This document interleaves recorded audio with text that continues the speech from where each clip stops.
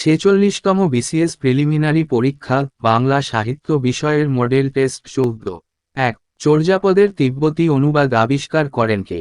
সঠিক উত্তর ড প্রবোধচন্দ্র বাগচি। ২ চর্যাপদে প্রাপ্ত পদগুলোর মধ্যে কত নম্বর পদটি টিকাকারে ব্যাখ্যায়িত হয়নি? সঠিক উত্তর ১১। ৩ গরণ ভাঙ্গিতে সই আছে কত খল ভাঙ্গিয়া গড়িতে পারে সে বড় বিরল পমক্তিটির রচয়িতাকে? সঠিক উত্তর চণ্ডীদাস। ৪ শ্রীকৃষ্ণকীর্তন কাব্যগ্রন্থটি কত সালে এবং কোথা থেকে প্রকাশিত হয়? সঠিক উত্তর ১৯১৬ সালে বঙ্গীয় সাহিত্য পরিষদ থেকে।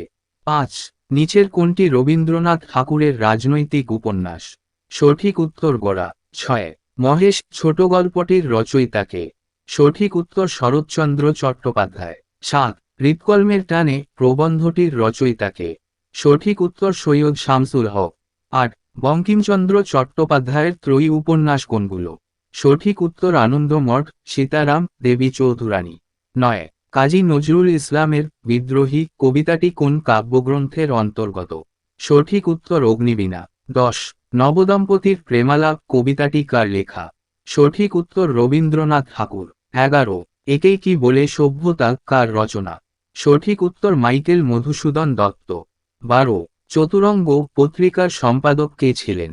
সঠিক উত্তর হুমায়ুন কবির। ১৩ বুদ্ধিবৃত্তির নতুন বিন্যাস কার রচনা? সঠিক উত্তর আহমদ ছফা।